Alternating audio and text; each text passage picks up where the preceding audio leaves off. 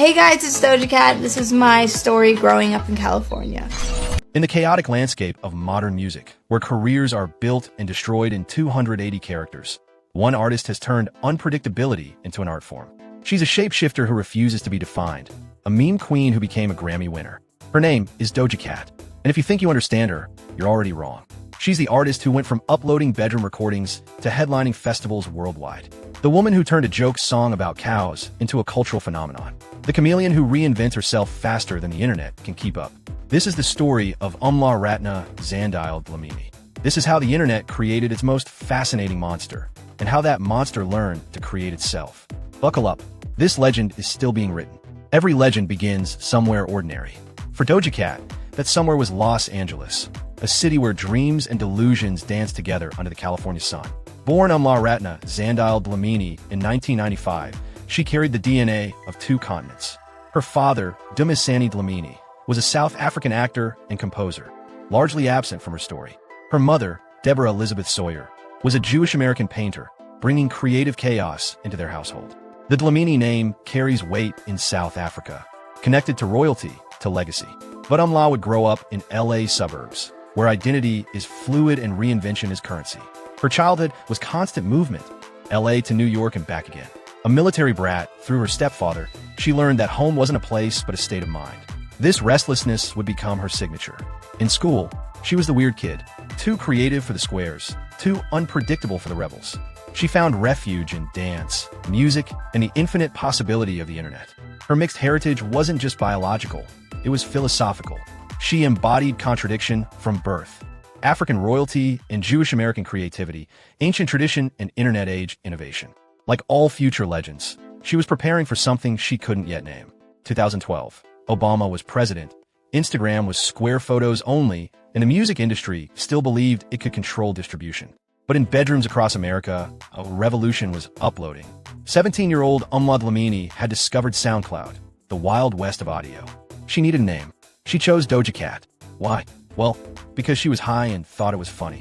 This wasn't calculated. This was pure creative chaos, uploaded at 3 a.m. Her early tracks were experiments, bedroom R&B mixed with hip-hop beats, sung by a girl clearly making it up as she went along. Songs like So High showed glimpses of genius buried under amateur production. While her peers posted selfies, Doja posted entire worlds. Her videos were fever dreams, psychedelic colors, bizarre costumes, alien choreography.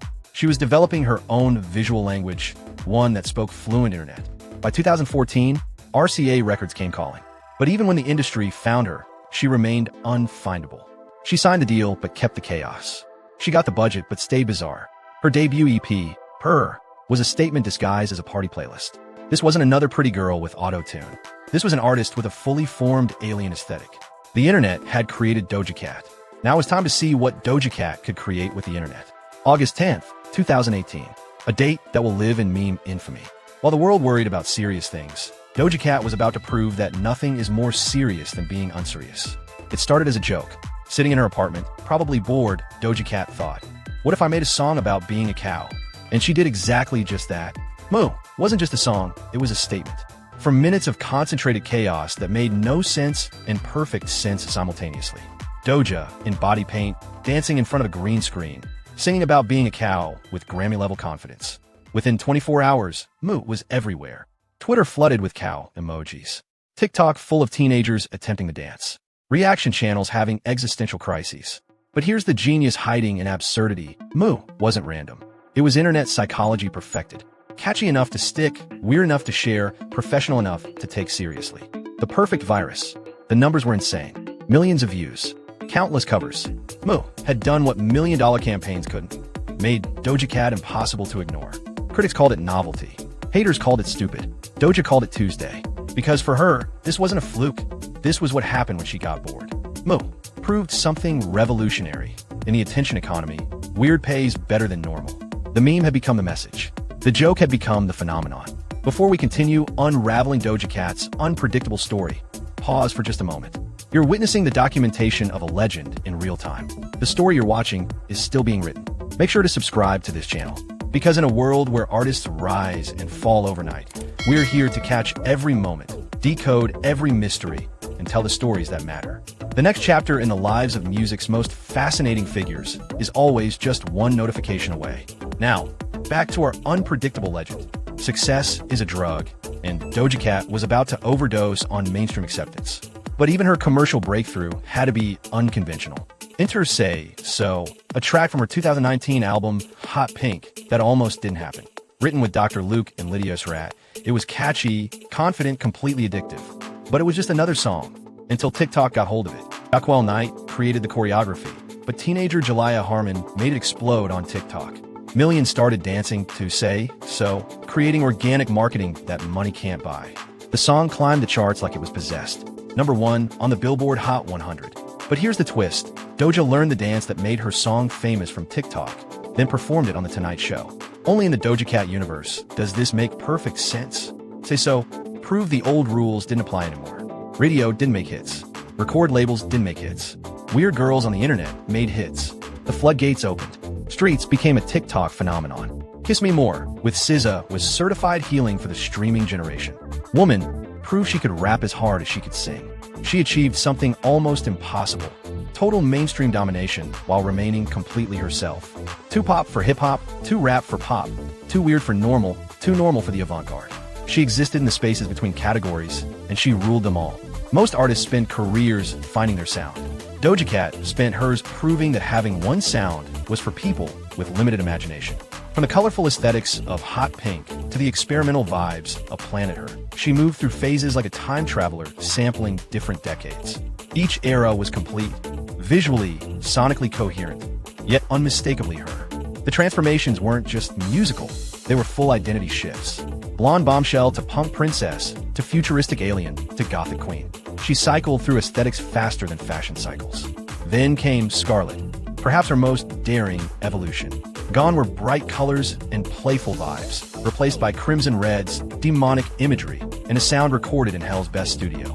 Tracks like Paint the Town Red showed an artist comfortable in darkness. This wasn't the cow joke girl. This was a woman exploring her psyche's shadows and turning them into art.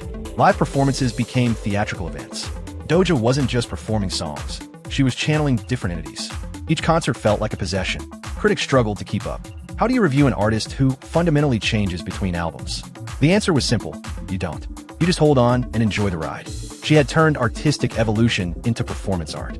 The constant change wasn't chaos. It was the most honest expression of being young, creative, and alive in the digital age. In a world obsessed with brand consistency, Doja Cat made inconsistency her brand. But no Doja Cat story is complete without acknowledging that with great power comes great Twitter chaos, where most artists hire teams to sanitize their public image. Doja seemed determined to keep hers as messy as possible. Her Twitter became a source of constant fascination and frequent horror for her fan base. The controversies came in waves. Chat room incidents from her past, feuds with artists, comments ranging from tone-deaf to provocative. Each scandal followed the same pattern: outrage, explanations, apologies, then nothing. The internet moved on, but Doja's career kept moving up. Here's what critics never understood. Controversy wasn't a bug in the Doja Cat system. It was a feature. She had weaponized unpredictability. The truth was more complex than defenders or detractors wanted to admit. She wasn't villain or victim. She was a young person figuring out fame in real time, with millions watching every mistake. What separated her from artists destroyed by scandal was authenticity. Her controversies felt real because they were real. As she matured, so did her relationship with controversy. The chaos became more controlled, the provocations more purposeful. She had turned controversy into another instrument in her artistic arsenal. Dangerous to play, but capable of beautiful music in the right hands. How do you measure the legacy of an artist still writing her story? How do you capture the impact of someone who exists in the eternal present of internet culture? The numbers tell part of the story. Grammy wins, billions of streams, chart toppers across genres. But Doja Cat's real legacy isn't in achievements. It's in the permission she gave a generation.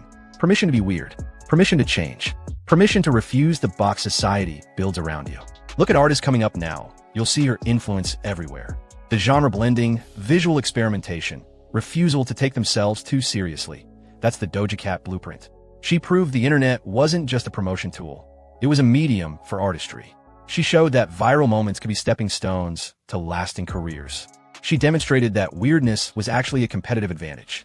She created a space where contradictions could coexist. where you could be both serious and silly, artistic and commercial, mysterious and transparent. She gave permission for complexity in a world that demanded simplicity. This is her legacy. Not just the music, but the reminder that in an age of artificial everything, authentic weirdness is the most radical act of all. So here we are, at the end of our story, except this isn't an ending. This is a pause between chapters, a breath between verses in a song that's still being written. Doja Cat is 28 years old. In music industry terms, she's just getting started. The cow jokes are legend now. The chart dominance is established fact. The controversies are footnotes to a larger story. But what comes next? If her career has taught us anything, it's that predicting Doja Cat is impossible. She'll reinvent herself again, probably in ways we can't imagine. She'll find new sounds, new looks, new ways to confuse and delight us. She might become a movie star. She might disappear for 5 years and come back speaking only in haikus. She might colonize Mars and broadcast concerts from space. With Doja Cat, all options remain on the table. What we know for certain is this. The girl who made a joke song about cows has become something unprecedented. An artist whose only consistency is change, whose only predictability is surprise. The legend of Doja Cat is still being written. And somehow, we suspect the best chapters are yet to come. You gonna sing it with me?